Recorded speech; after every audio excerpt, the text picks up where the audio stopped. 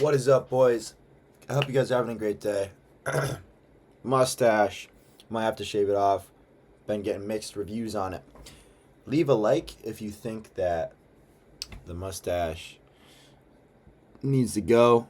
Subscribe if you like it. Leave a comment if you think I should shave it all off. I'm just kidding, guys. No matter what you say, it's staying. It's iconic. So today we're going to talk about the fact that I'm changing up my strategy. And this is something that really, like, a lot of people harp on not doing. You're not supposed to change your strategy. You're not supposed to stop learning something that you've been working hard towards. And it's not me giving up on IFVGs. It's still the same premise, but I just think I think I've become a good enough trader to move on and be able to have more entry points and have a more precise trading style. With IFVGs, like the PB models, like how PB trades and a lot of people trade nowadays, it requires such strict trading, and you honestly, a lot of luck is involved. Like, you're going break even right away. You're just praying that it doesn't hit your break even. You're never, like, you're very rarely going above 3R. So if you have 2 L's on the week, you're kind of cooked, dude. And I don't like that. I'm always getting better. I'm getting better and better at my trading, so the losses are not going to be as much at some point, obviously. But I don't like how with trading IFVGs, I can take two A plus 1-to-1 risk to reward ratio trades in a week, and then let's just say that maybe go break even and take an L at the end of the week. So I'm only up 1R on the week when I had 3 winning days, because I count a break even day as a winning day. And then let's say the next week I go in Monday and I lose. I'm now break even after 2 weeks of good trading. Like, I'm not really a big fan of that. So I'm switching to a style of trading that has a lot higher risk to reward.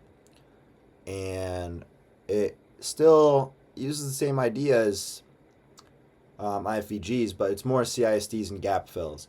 And it's just a more precise style of, you're going to do your top-down analysis, find out what makes sense for the next high time frame candle to do.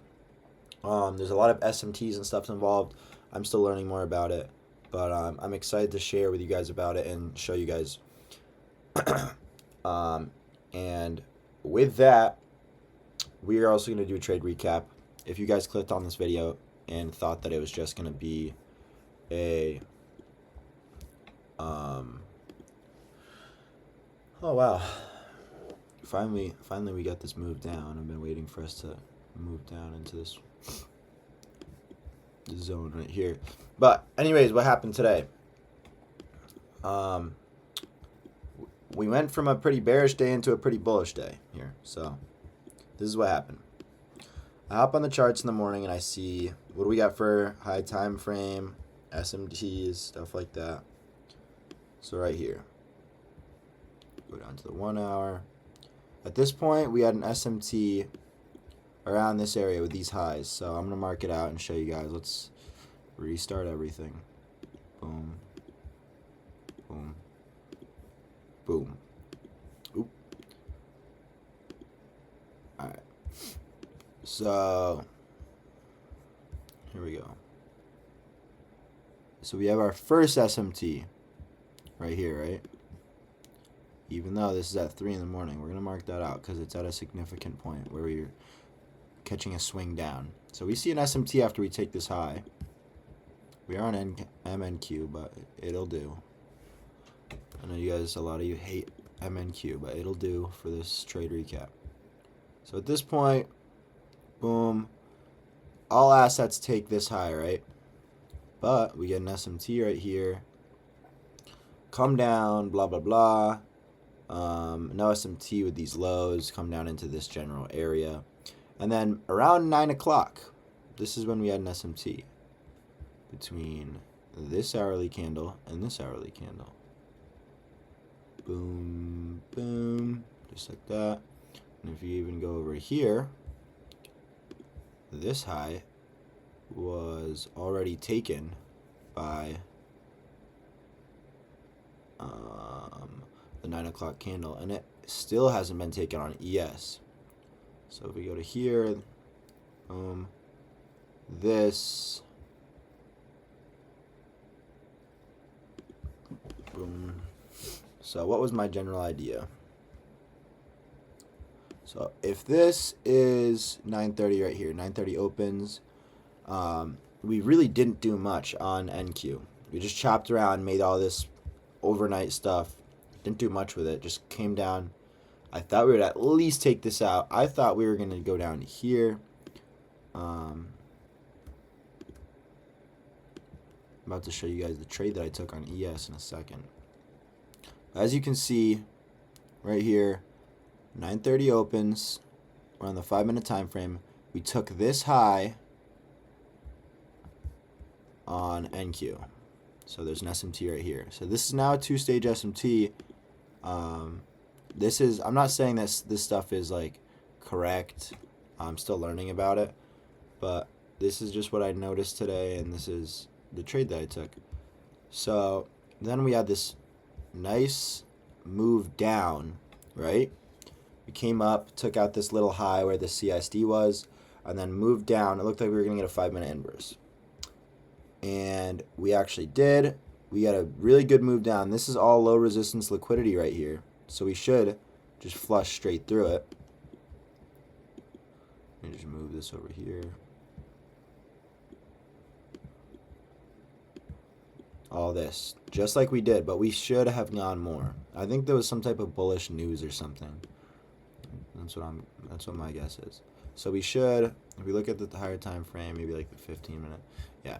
All this low resistance liquidity will get taken out at some point. I can promise you that. There's even equal lows down there on MES. And I thought we were going to make it today, but then we inversed back up on the 15-minute. That wasn't a bad play. 15-minute continuation on ES. NQ just overall wasn't very clean today. YM was really good for shorts. But what was my trade? Let's get into it. You guys see this 3-minute. You're going to think I'm lying. You're going to think I'm lying. But you can look at my story. This was my entry. This was my entry right here. I kid you not. That's my entry. Not a single tick in drawdown. Didn't see red once. And obviously I was going for way more. All the way down here. To about there.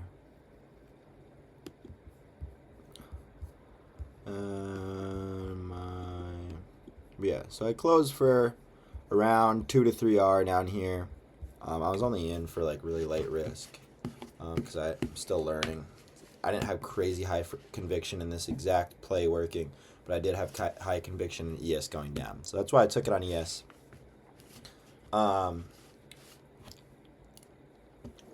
And it really goes to show you how ES...